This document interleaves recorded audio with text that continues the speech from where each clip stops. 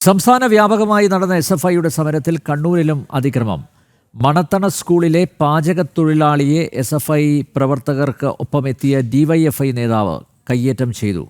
പാചകത്തൊഴിലാളിയുടെ കയ്യിലുണ്ടായിരുന്ന പാത്രത്തിലെ അരി തട്ടിക്കളഞ്ഞു. സംഭവത്തിൽ DYFI വനിതാ നേതാവ് അക്ഷയ മനോജിനെതിരെ പോലീസ് കേസെടുത്തു.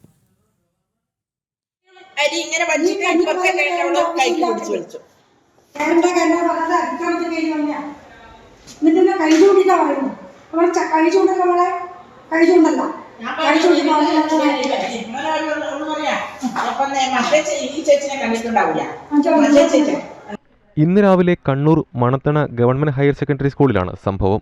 SFI പടിപ്പുറക്കിനിടെ പുറത്തുനിന്നും എത്തിയ സംഘത്തിലുണ്ടായിരുന്ന DYFI നേതാവ് അക്ഷയ മനോജ് സ്കൂളിലെ പാചകത്തൊഴിലാളിയായ വസന്തയെ കയ്യേറ്റം ചെയ്യുകയായിരുന്നു. പഠിപ്പുമുടക്കിനിടെ പാചകം ചെയ്തതെന്തിന് എന്ന് ചോദിച്ചായിരുന്നു ഇത്തരമൊരു അതിക്രമമെന്നാണ് വിവരം. അടുപ്പത്ത് വെച്ചിരുന്ന പാത്രത്തിലേക്ക് അരിയിടാൻ ഒരുങ്ങുകയായിരുന്ന പാത്രം തട്ടിക്കളഞ്ഞതോടെ അരി നിലത്ത് വീണു. വസന്തയുടെ കൈക്ക് പരിക്കേൽക്കുകയും ചെയ്തു. തൊട്ടുപിന്നാലെ പാചകത്തൊഴിലാളിയായ വസന്ത പേരാവൂർ പോലീസിൽ പരാതി നൽകി.